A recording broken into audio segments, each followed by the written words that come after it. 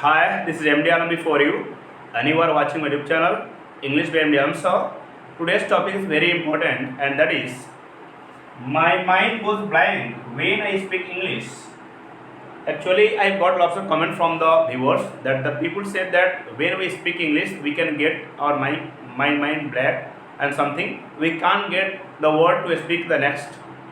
यानी लोग है कुछ कमेंट रहा है यूट्यूब इनबॉक्स में, कुछ व्यूअर्स का एक कमेंट है कि जब भी हम बोलने का प्रयास करते हैं तो फिर हमारा माइंड ब्लैंक हो जाता है या फिर आगे हम बोल नहीं पाते हैं और रुक जाते हैं, पॉज कर जाते हैं। तो फिर ऐसा क्यों होता है? सो मैंने सोचा क्यों नहीं इस टॉपिक को वीडियो बनाया जाए, क्योंकि ये कमेंट मैक्सिमम लोगों का है, मैक्सिमम लोगों के साथ ये प्रॉब्लम है। So that's why I thought that there should be a video upon this topic so that the people can get the right solution to overcome this problem. So I have some ideas through which we can remove this problem, we can solve this problem. The topic is my mind goes blank when I speak English. यानी जब भी मैं बात करता हूँ दिमाग खाली है, that means we can't get the words to speak the next. यानी आगे क्या बोला है समझ में नहीं आता है, या फिर कहें तो एक ब्रेक हो जाता है टॉपिक में, स्पीच में एक पॉज आ जाता है, और पॉज होने की वजह से आदमी जो है डीमोटिवेट हो जाता है और आगे बोलने की हिम्मत नहीं करता, वहीं पर रुक जाता है वो। So it's a very major problem while you speak something English spoken में या फिर to do any work. This is a very major problem, pausing, stopping, mean while speaking, बीच में अटक जाना है फिर रुक जाना, क्योंकि रुक जाने के बाद फिर हम आगे नहीं बोल पाते हैं, फिर खुद से डीमोटिवेट हो जाते हैं, खुद से हम हेजिटेट हो जाते हैं।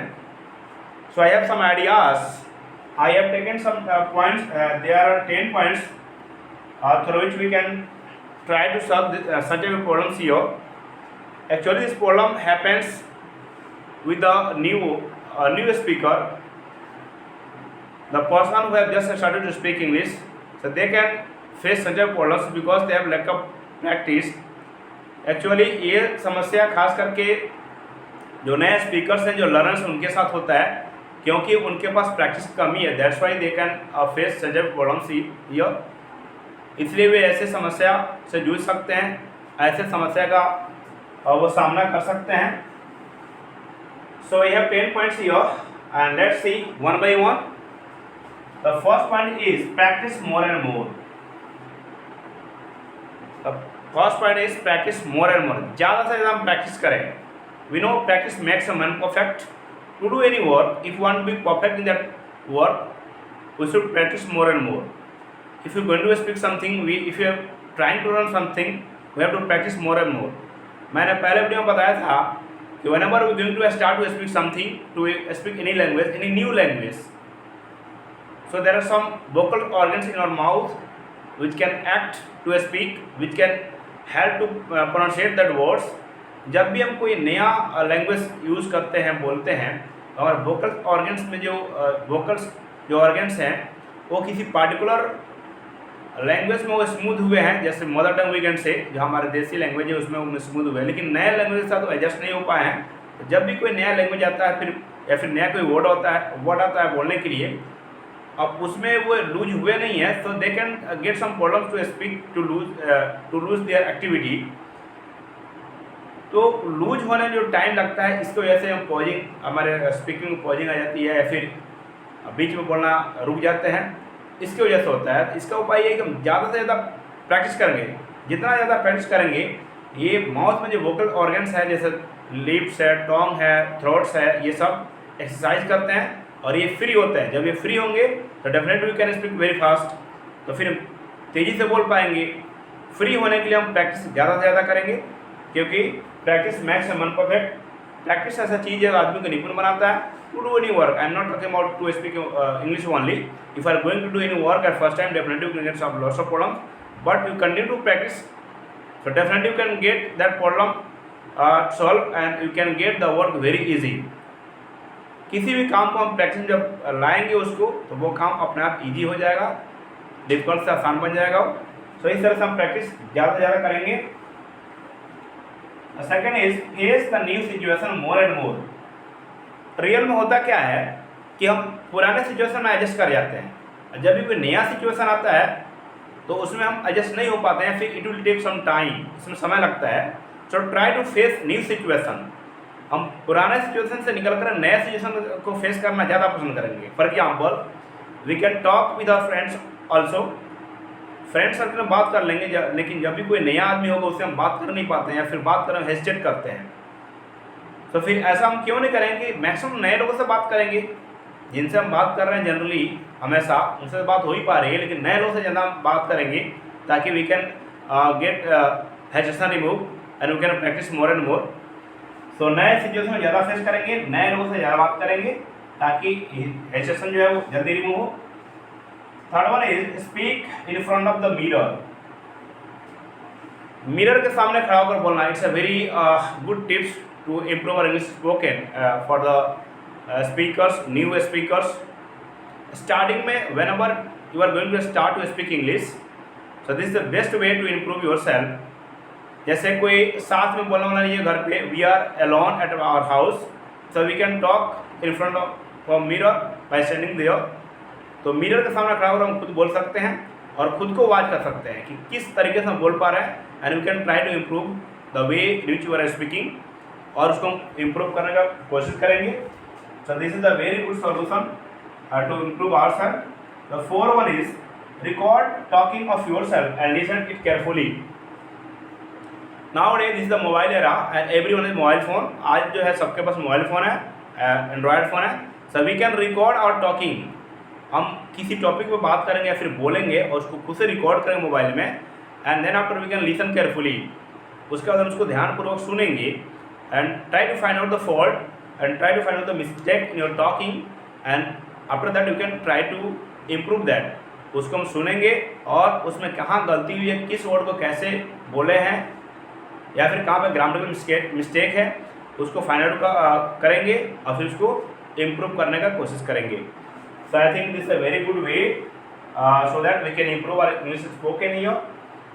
5 is use simple word at starting, शुरू में सिंपल वर्ड यूज करेंगे। If you are new at English, if you have just started to speak English, तो try to use some simple words, don't try to use the hard word, because hard word is a very difficult to pronunciate and you can get some pausing in your talking।